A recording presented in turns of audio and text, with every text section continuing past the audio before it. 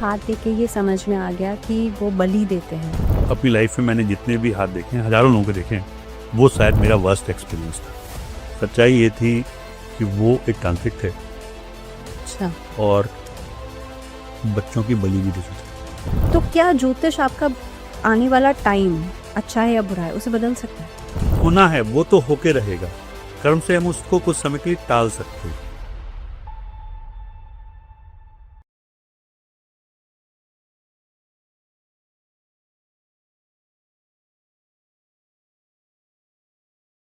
आज की तारीख में अगर देखा जाए तो ऐसे कई सारे धर्मगुरु भी हैं जो कि कहते हैं कि हम आपके बारे में सब कुछ बता सकते हैं।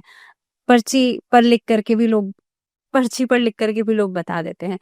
ये भी अपने आप में पावर ही है देखिए, या इससे भी ऊंचे ये लेवल की तो पावर कुछ? सबसे बेसिक पावर्स में गिनी जाती है। अच्छा, तो लेकिन क्या ये भी किसी तरह बेसिक पावर जैसे लोग कहते हैं ना, एक कर्ण पिशाचनी आजकल इंटरनेट पे बहुत चल रहा है हाँ, कि बोले वो कर्ण पिशाचनी। हम्म, एग्जैक्टली क्या होता है कि वो जो भी पावर होती है आगे कान में आके सब कुछ बता देती है। आप उसका हाँ, किसी का इलाज नहीं कर सकते। वो सिद्धियों की सबसे नीचे की स्टेज होती है जिसको पॉजिटिव भी नहीं मानते, अच्छा, क्योंकि उसके लिए भी आप बहुत सारे नेगेटिव रास्तों से गुजरना पड़ता है, जो कि जनरल समाज में नेगेटिव माना जाता है। तो इस तरीके से है। तो उसमें ठीक है, आप आए, किसी को चमत्कृत करना है, जो कि कहते हैं ना आजकल चमत्कार को नमस्कार है। तो आप आए और हमने सीधे बताया कि आपका ये नाम है, आप इनसे मिलके आ रहे हो, इस पर्पज के लिए आओ। इस पर तो आप मान जाओगे कि हाँ मैंने सब कुछ कर दिया, हाँ, क्योंकि आपका पर्पज बता दिया। अब मैं आपके पर्पज को सॉल्व कर सकता हूँ नहीं कर सकता हूँ, वो बात की वो बात। अनदर लेवल है। हाँ, तो ये चीज है। लेकिन हम सिद्धियों की बात कर रहे हैं। आपने कहा ये वाली जो सिद्धि है ये तो क्या ये भी कोई सिद्धि है या? हाँ, लेकिन पिशाचनी सुहानी शाह तो कहती हैं कि एक तरीका है, एक टेक्निक है। नहीं, इसको आप सिर्फ, भाई टेक्निक तो है ही है, हम्म, बट वो टेक्निक क्या है, यही कि आपने उस चीज को कॉन्टेक्ट किया, लिया। हम्म, जैसे हम प्लैनेट्स की भाषा को पढ़ लेते हैं, हाँ, एक मैप रीडिंग कर लेते हैं, हम्म, मैप देख करके हम कहीं का नक्शा बना देते हैं, कुछ हम्म, भी कर लेते हैं। जैसे पाम रीडिंग है, पाम, ये सिंपल मैप, हम किसी के पूरा भूत भविष्य वर्तमान बता देते हैं। हम्म, तो ये भी एक टेक्निक है कि आप उस टेक्निक से किसी के बारे में बता देते हो कि ये आदमी कहाँ से आ रहा है, क्या करके आ रहा है, किससे मिलके आ रहा है। हाँ। और हम सिद्धियों की बात कर रहे थे तो ऐसे में आपने कहा कि सिद्धि हर लेवल पे पाई जा सकती है। तो वो मैं आपसे मेरा सवाल यही है कि वो ऊंचे लेवल की सिद्धि या हाई पावर कहाँ तक जा सकती है, उसकी क्या डेफिनेशन? कोई लिमिट नहीं है, इसकी कोई लिमिट नहीं होती है। जो उच्च श्रेणी के संत महात्मा हैं, जिनको इससे कोई लेना देना नहीं है, उन्हें सिद्धियां की अपने आध्यात्मिक उन्नति के लिए, अपने मोक्ष के लिए। वो जनरल पब्लिक में है नहीं है। वो कभी कभी आते हैं, अगर किसी की किस्मत उसको मिलते हैं, उसका भला करते हैं, चले जाते हैं। अच्छा, मैं अगर अपनी लाइफ की बात करूं तो एक बार मेरी एक ऐसे संत से मुलाकात हुई थी, मतलब आज तक मैं इस फील्ड से जुड़ा हुआ रहा हूँ, बहुत लोगों से मुलाकात, लेकिन जिनको मैं संत मानता हूँ, जिनके लिए दिल से मेरे मन में रिस्पेक्ट है, उनसे मेरी मुलाकात 2007 के आसपास हुई थी। साधारण से साधु बाबा थे और लगभग 90+ उनकी एज थी, 92 के आसपास। एक सफ़ेद धोती पहनते थे और कड़ाके की सर्दी में भी वो कुछ नहीं पहनते थे, चप्पल भी नहीं पहनते थे, और कभी मन हुआ तो उन्होंने वो धोती ऊपर की तरफ डाल ली, वरना वो सिर्फ एक सफ़ेद धोती लपेटे रहते थे। उनके मैंने आंखों देखे चमत्कार हैं मेरे पास, जिससे कि हम उनसे कह सकते हैं कि वो संत थे। आज की डेट में नहीं मिलते। एक लाइव एग्जाम्पल था कि एक बार उनके पास एक आदमी आया और लगा रोने के लिए कि बाबा मेरी लड़की की शादी के लिए पैसे कम पड़ रहे हैं। तो यार मेरे पास क्या है, तो वकील आदमी हूं, तो जेब भी नहीं है। बोला नहीं बाबा, आप कुछ तो कर सकते हो। तो ये मेरे सामने का किस्सा है। अच्छा, तो खेत पे बैठे रहते थे, तो एक मटकी रखी थी, जब देख मटकी, देख खोल क्या है इसमें। तो मटकी खोली उस आदमी ने, तो उसके पैसे निकले, कुछ 1,000 रुपए थे, 27-28 हज़ार रुपए या समथिंग। बाबा इतने, बोले इतने ही तो कम थे तेरे। हाँ, बोले, ले जा, अच्छा, तेरे पास कभी आए तो वापस लाके रख दियो इसमें। अच्छा, तो मैंने तो कर दिया। तो आज की डेट में कोई पैसा देने वाला भी महात्मा हो सकता है, तो उसको महात्मा ही कहा जाएगा, वरना लेने वाले तो आपको बहुत मिल जाएंगे, मिल जाएंगे। जो चमत्कार दिखा करके कि साहब आए हो तो तुम ये ले आओ, तुम वो ले आओ, वो ले आओ, कहने के लिए वो कहते हैं कि साहब हम तो किसी को लेते नहीं है, बट उनका मेन उद्देश्य ही होता है कि वो दिखाते हैं कि इतने मोटे मोटे लिफाफे आ रहे हैं। हाँ, मैं फिर से घूम फिर के रावण संहिता पे आऊंगी। और रावण संहिता क्या एक ऐसा ग्रंथ है जो कि अपने आप में गुप्त है? गुप्त तो है ही, क्योंकि उसकी लेकिन तांत्रिक साधना है, गुप्त है। हाँ, लेकिन ये सिद्धियां अगर जाहिर सी बात है लोगों के पास नहीं है, जनरल पब्लिक के पास नहीं है, तो अपने आप में लोग नहीं जानते और एक पीढ़ी के बाद शायद और जान भी नहीं पाएंगे। तो ऐसा तो नहीं है कि क्या ये हमेशा के लिए खो जाएंगे नहीं खोएगी तो नहीं। जैसे मैंने पाठक फैमिली की बात करी, तो उसमें तीसरी पीढ़ी है जो उसको देख रही है। अभी हम जो 3rd नंबर के बेटे हैं जो इसको देखते हैं, वो आगे किसको सिखा रहे हैं, नहीं सिखा रहे हैं। क्योंकि कोई भी ज्ञान तभी तक आगे जाना होता है जहां पर हम कहते हैं ना, वही जो राम रचा का, कि एक समय तक कोई विद्या आगे जाती है, जब उसको लुप्त होना होता है तो वो खुद ही लुप्त हो जाती है। अगर हम हिंदुस्तान में सामुद्रिक शास्त्र की बात करें, क्योंकि आप रावण संहिता की बात करें, तो मेरा सामुद्रिक शास्त्र में भी शरीर के लक्षण और बाकी चीजों से वर्णन किया, तो उसमें भी हाथ देखने का सारा तरीका होता है। लेकिन सबसे बड़ी प्रॉब्लम यह है कि सामुद्रिक शास्त्र में एक शिष्य परंपरा है। इसका जो ओरिजिनल गुरु होता है वो सिर्फ एक शिष्य बना सकता है, एक ही बनाता है। अच्छा। अब वो एक बनाते बनाते लास्ट में कहीं उसने आगे नहीं बनाया, तो चेन खत्म खत्म। हो जाएगी। आज की डेट में सही मायने में हिंदुस्तान में समुद्री शास्त्र को जानने वाले बहुत रेयर गिने चुने लोग रह गए हैं। लेकिन सामुद्रिक शास्त्र को तो बहुत कॉमन चीजों के लिए इस्तेमाल देखिए, किया हम जाता है। इन छपी हुई किताबों की बात नहीं करते। आपको रावण संहिता भी बहुत मिल जाएंगी मार्केट में। अच्छा। लेकिन जो मैंने कहा कि ओरिजिनल जो हस्त लिखे थे वो तो 2 ही हैं, या तो आपकी पशुपतिनाथ पे है, या फिर मैं एक स्पेसिफिक नाम बता रहा हूँ कि गुरबलिया गांव, देवरिया, गोरखपुर के आगे। तो अगर वो नाम है तो इसका मतलब कि ओरिजिनल चीज वही है। बाकी तो हम छापने को कुछ भी छाप सकते हैं। जिस चीज का प्रचार करोगे वो चीज आप बेच लोगे। जी। ऐसा क्योंकि जितने भी असुर हुए हैं उन्होंने भगवान शिव को प्रसन्न किया है तपस्या करके, तप करके, साधना करके। तो क्या असुरों में भी वो साइंटिफिक नॉलेज या वो ज्ञान था? देखिए, नॉलेज तो हमेशा होती है। आप उसको नेगेटिव मानो या पॉजिटिव मानो, हम लोग एक लेके चलते हैं कि असुर थे, नेगेटिव थे।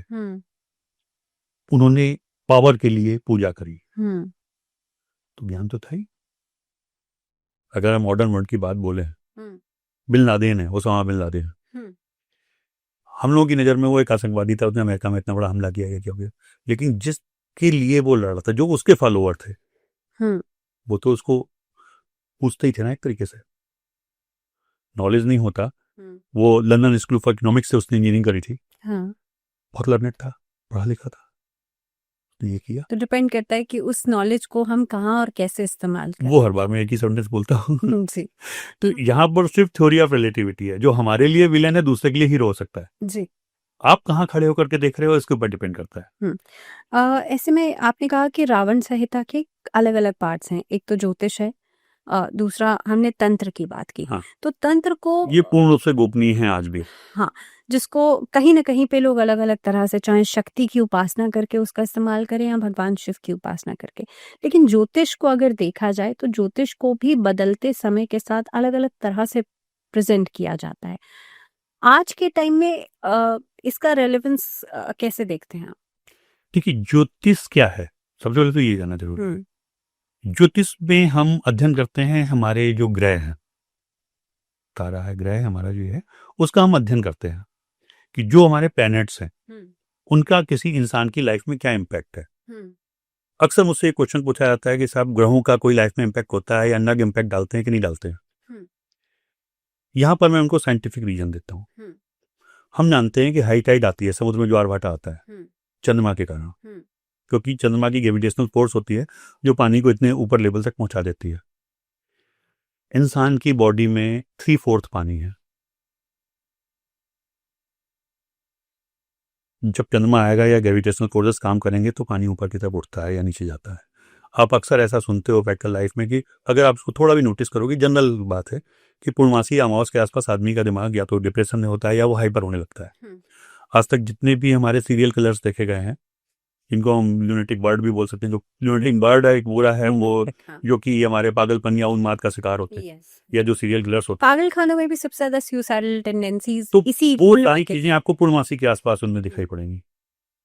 ओके। क्योंकि वो मून के जो ग्रेविटेशनल फोर्स थे, सेम जो हमारे प्लैनेट्स हैं, भाई हमारा जो अध्ययन है पूरा साइंटिफिक था। रावण संहिता में भी हमने जो ग्रहों का अध्ययन किया वो यही किया कि किस पोजीशन पे उस समय जब इंसान पैदा हुआ, कौन सा ग्रह किस पोजीशन पे अवेलेबल था, कि कौन सी राशि में था, कौन से नक्षत्र में था, और डीप इसका वर्णन है।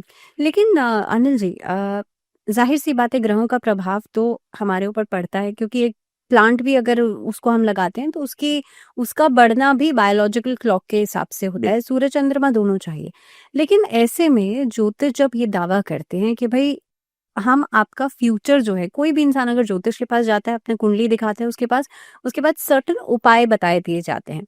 तो क्या ज्योतिष आपका आने वाला टाइम अच्छा है या बुरा है उसे बदल सकता है? देखिए, बरसात कोई नहीं रोकता, लेकिन छाता लगाया जा सकता है। अच्छा। यहाँ पर ज्योतिष का मतलब सिर्फ इतना ही है कि वो आने वाली घटनाओं के बारे में बता देता है और आपसे कहता है कि आप सावधान रहो, समय अच्छा है, खराब है, अच्छा। कैसा है। हम एक ज्योतिषी ये बता देगा कि बरसात होने वाली है। अब आप उस पर, यहाँ पे कर्म का सिद्धांत लागू होता है। आप छाता खरीद लेते हो, आप रेनकोट पहन लेते हो, आप कमरे से बाहर नहीं निकलते हो, ये आपके ऊपर है। अच्छा। लेकिन कर्म तो करना पड़ेगा, हाँ। क्योंकि गीता कहती है कि कर्म करना ही पड़ता है। भाग्य का क्या रोल है इसमें फिर? भाग्य का रोल है कि भाग्य हमारा प्रारब्ध है, हम जो करके आए हैं, जो पुराना हमने कर्म किए थे वो अगले जन्म में संचित होकर के जा रहा है। अच्छा। तो वो जो होना है वो तो होके रहेगा। कर्म से हम उसको कुछ समय के लिए टाल सकते हैं, उसके इफेक्ट को कम कर सकते हैं। बरसात तो होनी है, बरसात कोई नहीं रोक रहा। हम भीग रहे हैं या नहीं भीग रहे हैं, ये हमारे कर्म है। तो ज्योतिषी का रोल ये है कि वो बता देता है कि यहां पर ये प्रॉब्लम है।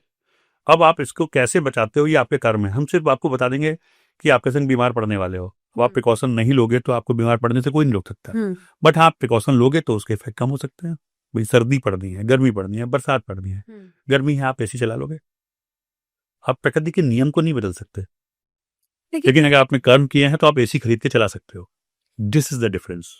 अनिल जी, कि आप ज्योतिष भी समझते हैं, आप वास्तु भी समझते हैं, ऐसे में अलग अलग मिस हैपनिंग्स हो जाती हैं, अलग अलग हादसे हो जाते हैं, तो क्या ज्योतिष सटीक बैठता है सिर्फ किसी इंडिविजुअल चार्ट के ऊपर या मासेस के ऊपर भी? मान लीजिए अभी दिल्ली में बॉम्ब ब्लास्ट हुआ, ये चीज क्या प्रेडिक्ट की जा सकती जी हाँ, ज्योतिष का एक पार्ट होता है मेदिनी ज्योतिष। मेदिनी ज्योतिष में आप पूरे एनवायरनमेंट या जो सामूहिक घटनाएं होती हैं उनका अध्ययन करते हो। जैसे भूकंप आएगा, बाढ़ आएगा, सुनामी आएगी, किसी देश की सरकार गिरेगी, युद्ध होगा, कोई बड़ी दुर्घटना घटेगी। ये सारे ज्योतिष मेदिनी ज्योतिष के पार्ट है। ये चांस की बात है कि मेदिनी ज्योतिष के भी जानकार हमारे पास बहुत कम है। यूट्यूब पे मिल तो आपको बहुत कुछ जाएगा कि ये होने वाला है। जैसे मैंने कोरोना में मैंने देखा था कि होने के बाद बताया लोगों ने। नहीं, होने के बाद ही बताया। उसमें एक बड़ी अच्छी चीज हुई थी कि जिस टाइम वो अपने प्रधानमंत्री जी ने कहा था कि दिए जलाओ, दिए जलाओ, हाँ, तो ज्योतिषियों का एक ग्रुप था, हाँ, तो उसमें इस चीज को बड़ा जस्टिफाई किया उन्होंने कि साहब मंगल का इफेक्ट है, मंगल का इफेक्ट है, और अगर ऐसा होगा तो हमारा कोरोना खत्म हो जाएगा, ये हो जाएगा। हमने बात वही अधूरे ज्ञान की है।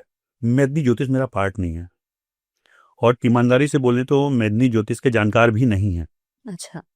लेकिन उसी ग्रुप में मैंने सिर्फ एक छोटी सी बात लिखी थी, जो उन्होंने सिद्धांत दिए कि मंगल है। उस समय मंगल नीच का होकर के अपने चौथे भाव में मौजूद था, संभव जो मुझे याद है। हमने कहा इसका मतलब तो यहाँ पे नेगेटिव इफेक्ट आएगा, मंगल भूमि का स्वामी है। अगर ये बात है और इस थ्योरी को हम लेके चलते हैं तो विद इन 48 आवर दिल्ली में भूकंप आएगा। अच्छा। और ऐसा हुआ था। अच्छा। जो मेदिनी ज्योतिष नहीं आता, जो सिद्धांत वो लोग कैलकुलेट करके बता रहे थे, मैं सिर्फ उसका एक्सप्लेनेशन दे रहा था कि अगर ऐसा है तो ऐसा होगा, और ऐसा हुआ। तो बोलना बहुत आसान है, मैं कभी दावा नहीं करता कि मुझे मेदिनी ज्योतिष आता है। इसको जानने वाले सही मायने में मुश्किल से कुछ ही लोग हैं। अच्छा। ये अलग बात है कि आप प्रेडिक्शन सब कर देते प्रेडिक्शन सब कर देते हैं। ठीक। मैं अहमदाबाद से लौटा था, शायद 2001 की घटना है। अहमदाबाद से इंदौर जा रहा था मैं और मेरी मदर। तो मेरी सामने वाली सीट पे दो लोग बैठे हुए बातें कर रहे थे, एज दी थी 27 साल के आसपास थे। तो वो आपस में बात कर रहे थे, मैं अपनी मदर के साथ था और एक गमी वाले उससे लौट के आ रहा था। तो उन्होंने अचानक से मुझसे पूछा, बोले कि आपको लगता है कि अगले 24 घंटे में कोई बहुत बड़ी दुर्घटना घटने वाली है? अच्छा। मुझे कैसे लगेगा? तो हंसे, बोले आप तो ज्योतिष जानते हो? उन्हें मेरे बारे में कुछ भी नहीं पता था। अच्छा। बताइए, मैं ज्योतिष नहीं जानता हूँ, मैं सिंपली हाथ देखता हूँ, अगर कोई घटना घटनी है तो मैं कोई इन्वायरमेंट का हाथ थोड़ी देख लूंगा। तो हंसा, बोला नहीं, आपको देखना सीखना चाहिए, ये मेदिनी ज्योतिष का पार्ट है। तो हमने कहा आप कैसे कह रहे हो? बोले मेदिनी ज्योतिष होता है। तब मुझे पहली बार मेदिनी ज्योतिष के बारे में पता चला था। तो उन्होंने कहा कि साहब 24 घंटे के अंदर बहुत बड़ी प्राकृतिक आपदा आएगी और हजारों लोग मरेंगे। अच्छा। तो उस टाइम मैंने उसको बहुत हल्के में लिया। इवन मैंने उनसे कोई कॉन्टेक्ट नंबर वगैरह भी एक्सचेंज करने की जरूरत नहीं है, होगा कोई। बट नेक्स्ट डे मॉर्निंग में जब वो भूकंप आया, सूरत, वो कच्छ वाला, हाँ, हजारों लोग मरे। हाँ।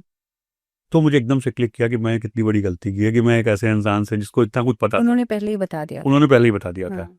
बट होता है ना कि शुरू में आप इन बातों पे यकीन नहीं करते। हम्म, और उसके बाद से लेकर के 2001 से आज तक हम्म, मैं सालों तक मेदनी ज्योतिष के बारे में सोचता रहा कि ये क्या है, कहाँ से मिलेगा। मिलता है मटेरियल, बट कुछ भी बस ऐसे ही है, ऑथेंटिक नहीं है। कुछ भी ऑथेंटिक नहीं है। मुझे इतने सालों तक आज तक कभी कुछ उसमें मिला ही नहीं था। अच्छा। जो मिले वो बहुत अधूरे रेफरेंसेस थे। अब जाकर के थोड़ा थोड़ा कहीं से कुछ चीज़ें मिलनी चालू हुई हैं। शायद ये भी कोई नियति हो कि मुझे बाई चांस लास्ट वीक एक बुक मिल गई जो कि मेदनी ज्योतिष, और वो भी अचानक से ऐसी जगह मिली जहाँ कोई उम्मीद नहीं थी, जबकि मैं 25 साल से इसको खोज रहा था। तो ये मेदनी ज्योतिष का पार्ट है। आप बता सकते हो कब आतंकवादी घटना होगी, कब सरकार गिरेगी, कब कौन सी सरकार बनेगी, कब तूफान आएगा, कब सुनामी आएगी, कब क्या होगा। अनिल जी, बहुत अच्छा लगता है आपसे इस तरीके की बात करके, क्योंकि मुझे लगता है कि ये मिस्टीरियस चीज़ें, जितना ये गुप्त ज्ञान है, ये लोगों तक पहुँचे और सही तरीके से पहुँचना बहुत ज़्यादा ज़रूरी है। Thank you very much for being with us.